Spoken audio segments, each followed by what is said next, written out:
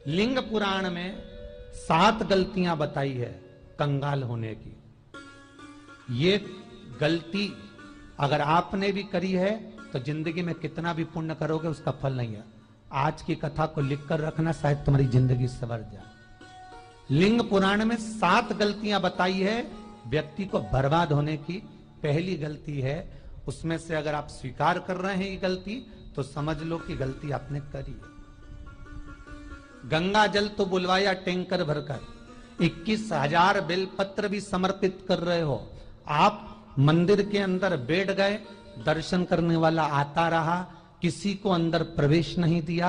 आप गंगा जल चढ़ाते रहे, आप बेलपत्र चढ़ाते रहे, आप स्वयं पूजन करते रहे, और दूसरा व्यक्ति ना जाने किस भाव से, किस रूप में आकर भगवान की सेवा करना चाहता था। पंडित जी ने आपके चक्कर में उसको जल नहीं चढ़ाने दिया, पंडित जी ने आपके चक्कर में उसको बेलपत्र नहीं चढ़ाने दिया। पहली गलती यह हो गई कि भगवान के भक्त को भगवान से दूर कर दिया गया। अब उठा लो श्रीमद् भागवत कथा। 2 देवताओं ने गलती करी थी। एक ब्रह्मा जी ने गलती करी थी कि गाय बछड़ों का हरण कर लिया था। 1 वर्ष होने में 1 दिन था तब ब्रह्मा जी ने गाय बछड़े वापस दिए थे। दूसरी गलती इंद्र ने करी थी, जल वृष्टि करी तब भगवान कृष्ण को गोवर्धन पर्वत उठाना पड़ा। दोनों देवताओं ने गलती करी, पर भगवान कृष्ण ने इंद्र को क्षमा कर दिया पर ब्रह्मा को क्षमा नहीं करा। क्यों नहीं करा? क्योंकि इंद्र को क्षमा इसलिए करा क्योंकि इंद्र ने जब जलवृष्टि करी तो सारे ब्रजवासियों को भगवान के चरणों में लाकर छोड़ दिया। सारे ब्रजवासी गोवर्धन पर्वत के नीचे आकर बैठ गए, भगवान के चरणों में आ गए। और ब्रह्मा ने जो गलती करी वो ऐसी गलती करी कि भगवान से गाय और बछड़ों को दूर कर दिया। जो भगवान से भगत को दूर कर दे उसको शंकर कभी क्षमा नहीं कर सकता। इसलिए बर्बादी का पहला कारण आप भक्त और भगवान में दूरी बना दी। दूसरा कारण, भगवान की जब पूजन कर रहे हो, 21,000 बेलपत्र चढ़ा रहे हो, गंगा का जल चढ़ा रहे हो, चंदन चढ़ा रहे हो, अबीर चढ़ा रहे हो, गुलाल चढ़ा रहे हो, तो तुम्हारे भीतर ये अहंकार, जब तुम पूजन करके उठो तो उठते समय तुम्हारे भीतर अभिमान नहीं होना चाहिए कि मैंने जो अनुष्ठान करा उसके बराबर कोई नहीं कर सकता। तीसरा कारण कहा कि भगवान की सेवा तो आप कर रहे हो, भगवान की चाकरी में तो आप लगे हो, भगवान की आराधना भी कर रहे हो, दिया भी लगा रहे हो, धूप बत्ती भी लगा रहे हो, स्नान भी करा रहे हो, पंचामृत स्नान भी करा रहे हो, सारी पूजन अर्चना सब तुम कर रहे हो।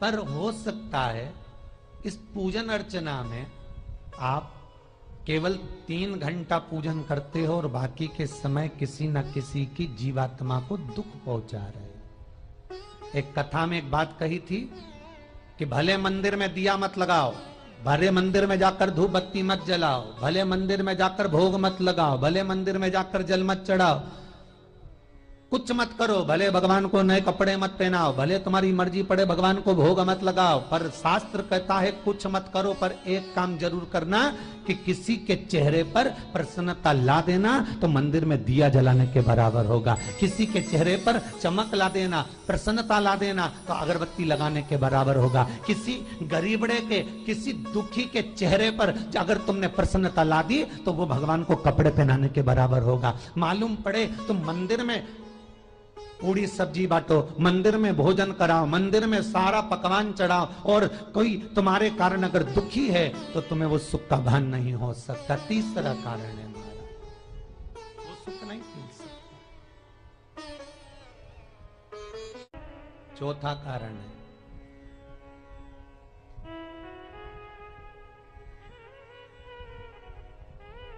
महाराज, जिस मंत्र को पढ़ा जा रहा है, जिस मंत्र का स्मरण किया जा रहा है,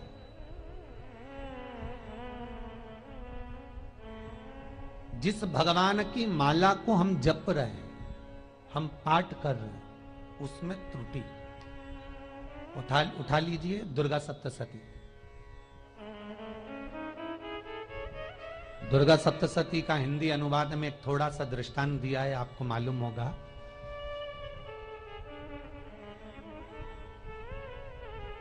एक जजमान सप्तशती का पाठ कराते थे नवरात्रे में। नवरात्रे पूरे होते थे और उनकी पत्नी मर जाती थी। सप्तशती के अंदर लिखा है, बहुत ध्यान से सुनिएगा। दुर्गा सप्तशती का पाठ कराते थे और पत्नी नवरात्रे के बाद 4 महीना 3 महीने के बाद मर जाती थी। बहुत दुखी था सेठ। एक शादी करी, दूसरी करी, तीसरी करी, चौथी करी, चौथी पत्नी भी मर गई। बहुत दुख हुआ। आज वो गुरुजी के पास चले गया, गुरुदेव, गुरुजी, गुरुदेव, गुरुदेव। गुरुजी बोले क्या हो गया? सेठ जी बहुत दिनों के बाद आ रहे हो, क्या बात है गुरुदेव? मेरे को एक बात समझ में नहीं आती कि मैं नवरात्रे में सप्तशती का पाठ कराता हूं, देवी जी का यज्ञ करवाता हूं, माता रानी को चूनर पहनाता हूं, उनको सुंदर बिछुड़ी, पायल, चुनरी सब पहनाता हूं, कन्याओं का भोजन करवाता हूं, भंडारा करवाता हूं, जवारे बोता हूं, अखंड ज्योत लगाता हूं, पर नवरात्रि जैसी पूरी होती है उसके 2 महीने 3 महीने बाद मेरी पत्नी क्यों मर जाती है? 4 पत्नियां मेरी मर चुकी हैं, 5वीं मैंने शादी करी है। गुरुदेव आप कृपा करिएगा, कुछ तो बता दीजिए, कुछ करुणा कर दीजिए। गुरुजी बोले जब तू सब कुछ अच्छा कर रहा है, जोत भी जला रहा है, कन्या भोज भी करा रहा है, चुनड़ी भी चढ़ा रहा है, भंडारा भी कर रहा है, जोत भी लगा रहा है, जवारे भी बो रहा है, माता रानी की सेवा भी कर रहा है, अखंड रात्रि व्रत कर रहा है, सब कुछ तूने करा, यज्ञ भी करा, फिर तेरी पत्नी क्यों मर सकती है? ऐसा हो ही नहीं सकता। नहीं गुरुदेव, मेरी 5वीं शादी है गुरुदेव, अब की बार आप कृपा करिए। गुरुजी ने कहा तेरे पंडित जी को अनुष्ठान पर बुला, मैं कमरे में बैठकर सुनूंगा सप्तशती का पाठ, तब मैं ध्यान करूंगा। गुरुजी अंदर के कमरे में जाकर बैठ गए, ब्राह्मण पाठ करना प्रारंभ करा और ब्राह्मण ने पाठ करना प्रारंभ करा। उसमें एक शब्द आ गया, भारयंतु बक्षंतु, भारयंतु बक्षंतु। उसमें बोलना था भय पीड़ा को, हे जगत जननी तू भक्षण कर जा, पर ब्राह्मण बोलता था भार्या तू भक्षण तू, मेरी पत्नी को, मेरी भार्या को तू भक्षण कर दे। पंडित जी जैसे ही बोले गुरुजी बाहर निकल कर आ गए। पंडित जी को रोका, रुकिए गुरुदेव, आप हर साल अनुष्ठान कर रहे हो जजमान के यहाँ और बोल देते हो भार्यंतु भक्षंतु, हे देवी तू मेरी पत्नी को खा जा, तो माँ हर बार उस पत्नी को निगल जाती है। निवेदन है, शब्द सुधार लीजिए, शब्द ठीक है। चौथा कारण है कि आप जो पाठ कर रहे हो, आप जो पूजन कर रहे हो, आप जो अनुष्ठान कर रहे हो, उसमें कुछ ना कुछ गलती जरूर हो रही है। ये चौथा कारण है।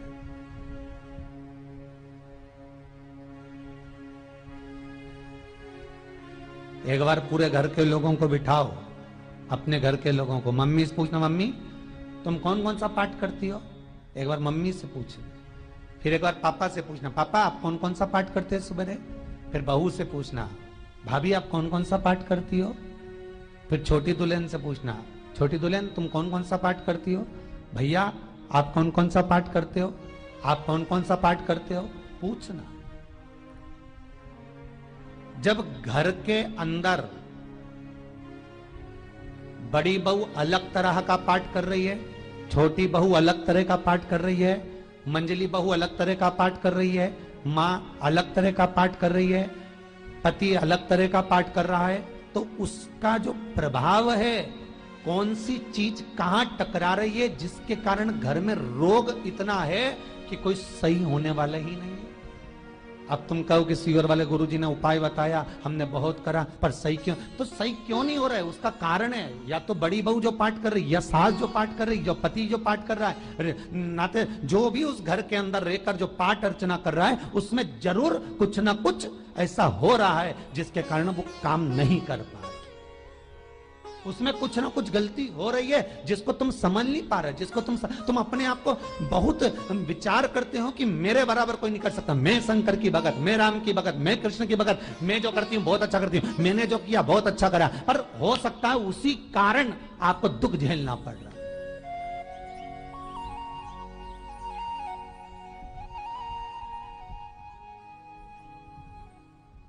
उसी के कारण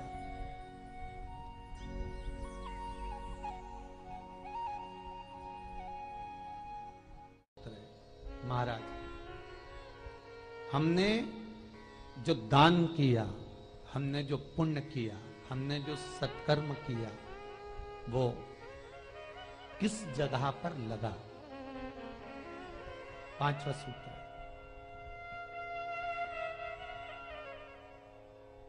जो आप दान कर रहे हो, जो आप पुण्य कर रहे हो, सत्कर्म कर रहे हो, वो किस जगह पर लगा? ये पांचवा सूत्र। फिर निवेदन करेंगे, गाय, बेटी और लक्ष्मी 50 बार विचार करना, तब किसी को देना।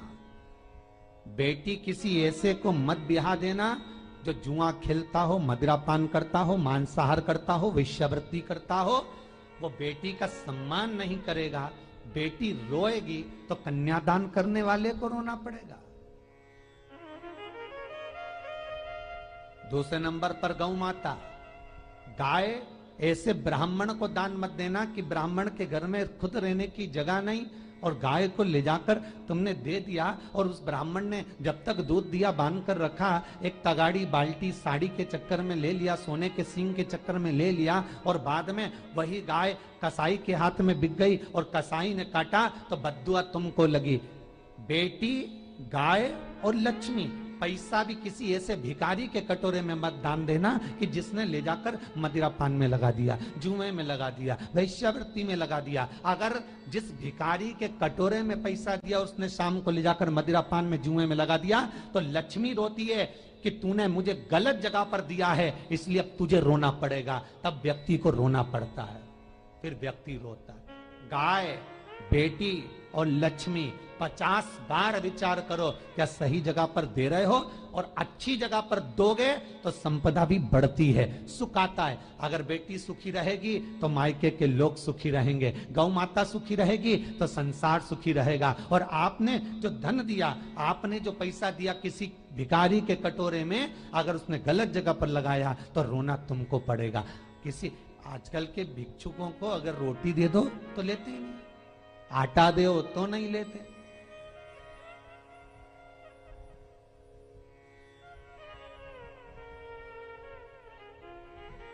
पहले के समय में जो भिक्षुक आते थे ना, तो रोटी बनी हुई मांगते थे।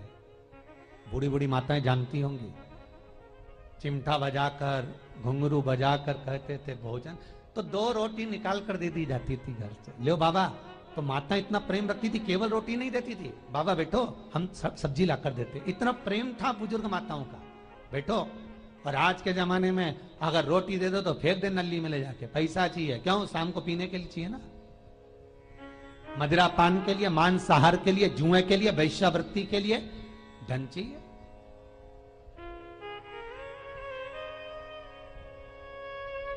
भोपाल के और इंदौर के, इंदौर का राजवाड़ा चौराया और भोपाल का लाल घाटी चौराया, इन दोनों चौराहे पर इतने से बच्चे लोग भीख मांगते हैं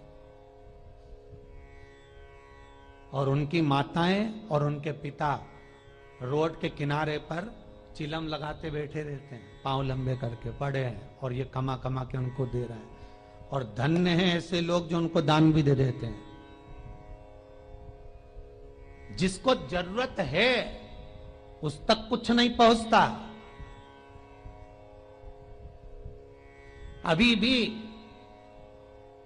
4-6 महीने लॉकडाउन चला, जिसको जरूरत थी एक रोटी की उस तक कुछ नहीं पहुंचा, और जिसके पास में पहले से भरा हुआ था उसने और ले जाके भर लिया।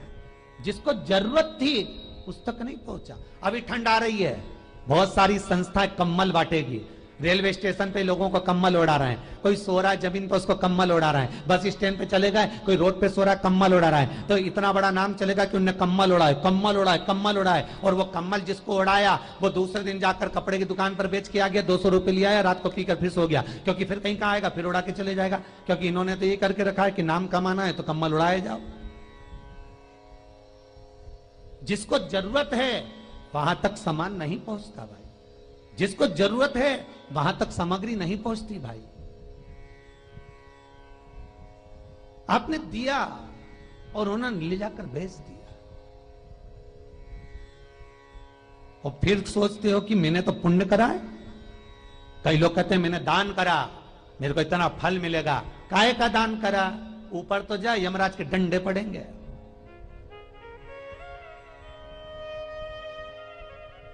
रेल में, ट्रेन में आप बैठ जाओ, रिजर्वेशन कोच में छोटे छोटे लड़के आते हैं, अपना कपड़ा उतारते हैं। सही बोलना रे भाई, जितने लोग टीवी पर कथा सुन रहे हो, छोटे छोटे बच्चे अपना कपड़ा उतारेंगे और पोछा लगाएंगे रेल की बोगी में। जब गवर्नमेंट ने स्वीपर रख रखे हैं तो तुम्हें अंदर आने का किसने कहा? कौन ने कहा कि तुम अपना कपड़ा उतार के पोछा लगाओ? और वो अपने शरीर का कपड़ा उतार कर पोछा लगाता है, आपके आगे हाथ फैलाता है, आप एक एक 2-2 रुपए दे देते हो। वो अगले स्टेशन पर उतरता है, कोई सूंघने की सामग्री लेता है, सूंघ सूंघ के वो बर्बाद हो जाता है और कहीं कूद कर मर जाता है। उसके मरने में 1 रुपया तुम्हारा भी लगा है, इसलिए नरक तुमको भी भोगना पड़ेगा, क्योंकि उसके मरने में तुमने हेल्प करी है।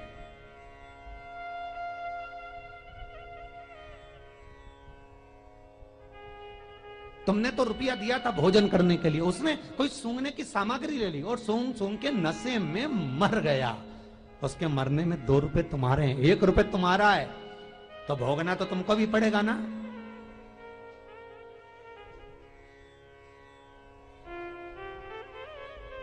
कहीं अच्छी जगह लगाओ, सत्कर्म की ओर लगाओ, तो सुख का आनंद कुछ और ही होगा, सुख का आनंद कुछ और ही प्राप्त होगा। हमारा धर्म, हमारा पुण्य, हमारा सत्कर्म। 5वां कारण अपनी पुस्तिका में लिखकर रखना, तुम्हारे दुख का 5वां कारण क्या है। क्यों तुम करोड़पति से रोड़पति बन गए?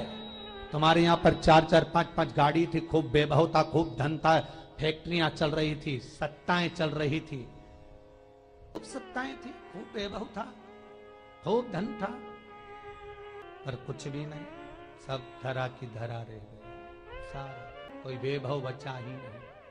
बड़े भावपूर्ण भगत वो कहे, गुरुजी हम बड़े दुखी हैं, बड़े कष्ट में। हमने कहा कष्ट का कारण कुछ ना कुछ जरूर होगा, दुख का कारण जरूर कुछ ना कुछ होता है।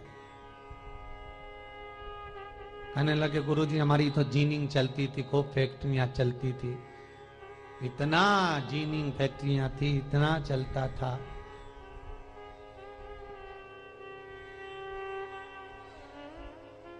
इतनी जीनिंग चलती थी, इतनी फैक्ट्रियां चलती थी, गुरुदेव बहुत दुखी हो गए। हमने कहा दुख का कारण, जो ये 7 कारण है शिव महापुराण के, लिंग पुराण में जो 7 कारण बताए हैं दुख आने के, जब फैक्ट्रियां अच्छी चल रही, जीनिंग अच्छी चल रही, व्यापार अच्छा चल रहा है, तो 7 कारण बताए हैं कि आप उन 7 कारण में से कोई कारण आपके साथ में हुआ है जिसके कारण आप रोड पर आ गए, करोड़पति से रोडपति बन गए। कभी कभी नगर में, गांव में सभी का व्यापार एक साथ समाप्त हो जाता है। कभी कभी गांव में, नगर में सबका व्यापार एक साथ समाप्त हो जाता है, सबका व्यापार एक साथ ही खल्लास हो जाता है, समाप्त, सभी कर्जे में हो जाते। तो समझ लेना कि उस गांव के खेड़े का देव महादेव, उस गांव का खेड़ापति भगवान शंकर, उस गांव का शिव जरूर रुष्ट हुआ है, जरूर रुष्ट हुआ। उसको मनाने का प्रयास करो, जिससे अपनी नगर, अपना गांव फिर उन्नति की सीढ़ी पर चढ़ जाए। 5वां कारण मंत्र जाप को, अर्थात तुम्हारा फिर निवेदन, गाय, बेटी और लक्ष्मी 50 बार विचार करना, तब देना, नहीं तो मत दे, मत दीजिए। और महाराज भगवान शिव की कथा का छठा कारण बता, हमारे दुख का कारण छठा कारण।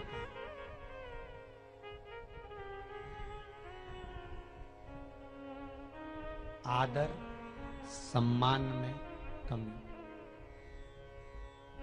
घर के जो बड़े हैं, घर के जो बुजुर्ग हैं, घर के जो आदरणीय हैं, उनका सम्मान नहीं कर पाए। सुंदर कहा, जिस घर में माँ बाप की इज्जत नहीं होती, उस घर में देखना कभी बरकत नहीं होती। छठा कारण है सम्मान, सत्कार, आदर ना होना। जब धन। सातवां कारण,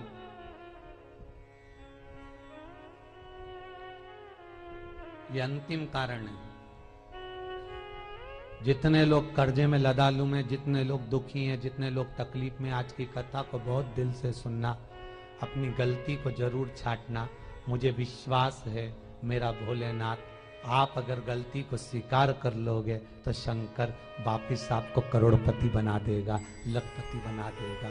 शंकर आपके भंडार फिर भर देगा। 7 कारण में से अपनी गलती को जरूर छांटना। साहब की आपने गलती कौन सी करी, और अपनी गलती को छाट ले, यही सबसे बड़ी बात है ना। लोग सुनने के बाद भी नहीं छाटेंगे। नहीं, मैंने तो कुछ करा ही नहीं, मैं तो कुछ कर ही नहीं, बस मैं ही तो है। हरी जगदम्बा, वो मैं ही फंसा है बीच में।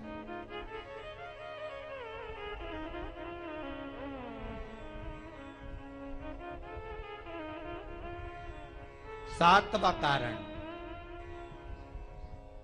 महाराज, किसी का बेकार धन हमारे घर में आ जाए। एक कथा बहुत सुंदर है। एक गांव में एक व्यक्ति रहता था, खूब अच्छी कमाई करता था। पत्नी ने कहा, तुम्हारे पास कमाई अच्छी हो रही है तो ये पैसा तो कोई चुरा के ले गया तो पति बोला, क्या करना चाहिए? तो एक काम करता हूं, बाजार से कोड़ियां खरीद लेता हूं। कोड़ियां जानते हो, वो ऐसे बच्चे लोग खेलते हैं, कोड़ी खरीद लाता हूं। अब गांव का व्यक्ति रोज कोड़ियां खरीद के लाए। उनके यहाँ बोरे पे बोरे भरा गए, बारदान पर बारदान भरा गए, पूरा कमरा कोड़ियों से भरा गया। एक दिन राजा बीमार पड़ गया। राजा बीमार पड़ा तो राजा को वेदों ने, डॉक्टरों ने कह दिया, इसका एक ही इलाज है, कोड़ियां लाई जाए, कोड़ियों को जलाकर राख बनाई जाए, वो राख राजा के शरीर पर मली जाए। राजा के शरीर पर जब राख को मलेंगे तो राजा ठीक हो जाएगा। राजा ने अपने दूतों से कहा, जाओ नगर में कोड़ियां देखो। राजभवन में देखा तो कोड़ी नहीं थी, बाजार में देखा तो कोड़ी नहीं थी, सारा मार्केट घूम लिया, चारों तरफ के राज्य देख लिया, कोड़ी नहीं मिली। राजा ने दूतों से पूछा, बात क्या है? दूतों ने बाजार वालों से पूछा, भैया कोड़ियां क्यों नहीं है? तो बाजार के व्यापारी बोले, महाराज सुबेरे सुबेरे एक गांव का व्यक्ति आता है, सारी कोड़ियां खरीद कर ले जाता। सारी कोड़ियां? हाँ। उसका पता दो। दुकान वालों ने पता दिया, वो वहां पहुंच गया, उसको डराया। राजा के दूतों ने, तेरे पास कोड़ियां हैं? हाँ, पर मैंने अपने पैसे से खरीदी है, फ्री की नहीं है, खूब खर्चा कर कर मैंने कोड़ियां जोड़ी हैं। राजा बीमार पड़ा है, कोड़ियां ला के दे। उसने मना करा, दूतों ने डराया, ठीक है लो। उन्होंने बारदान खोल लिया, झोला खोल लिया, बैग खोल लिया। राजा के दूतों ने बैग खोला। वो गांव का व्यक्ति एक थाली में कोड़ियां लाता, उस पर हाथ फेरता और झोले में डालता जाता, फिर भर कर लाता, फिर हाथ फेरता, फिर झोले में डालता। राजा के दूतों ने कहा, एक बार में पूरा बारदान उठाकर क्यों नहीं दे देता? ये बार बार हाथ क्यों फेर रहा है? वो गांव का व्यक्ति बोला, महाराज मैं कोड़ियों को थाली में भरकर हाथ इसलिए फेर रहा हूं, इन कोड़ियों में से मैं वो एक कोड़ी ढूंढ रहा हूं कि ऐसी कौन सी कोड़ी मेरी इन कोड़ियों में आकर मिल गई जो मेरी इतनी सारी कोड़ियों को लेकर जा रही है। बस वो चरित्र याद करना कि एक कोड़ी हमारे घर में कोई ऐसी आ जाती है जो सारी रखी हुई कोड़ी को लेकर चली जाती है। और जिंदगी में, घर में धर्म की, पुण्य की, सत्कर्म की एक कोड़ी ऐसी आ जाती है जो शिव महापुराण की कथा करवा देती है। वो कोड़ी को ढूंढना कि वो कोड़ी कौन सी है। जो अच्छा काम करवा रही है अच्छी कोड़ी आई होगी, सत्कर्म करवा रही है अच्छी कोड़ी आई होगी। और मालूम पड़े एक कोड़ी ऐसी आ गई जो डॉक्टरों में भरवा रही है, सारा की सारा धन मेडिकलों में लगवा रही है, पुलिस में लगवा रही है, कहीं गलत जगह पर लगवा रही है, कहीं एक्सीडेंट में लगवा रही है। जो कोड़ी गलत जगह पर धन को लेकर जा रही है, समझ लेना कि वो कोड़ी बेकार आ गई जो सारा का सारा बर्बाद करने में लगी हुई है। उस कोड़ी को पहचानो कि वो कोड़ी कौन सी है। सातवां कारण शिव महापुराण का, लिंग पुराण का लिख कर रखना कि एक कोड़ी ढूंढना कि वो कोड़ी कौन सी घर में आ गई जो हमें बर्बाद कर कर चली गई है। तो कोड़ी को ढूंढिए, वो रुपये को ढूंढिए, वो 1 रुपया कौन सा आ गया, वो धन कौन सा आ गया जो हमें बर्बाद कर गया, कैसा आया।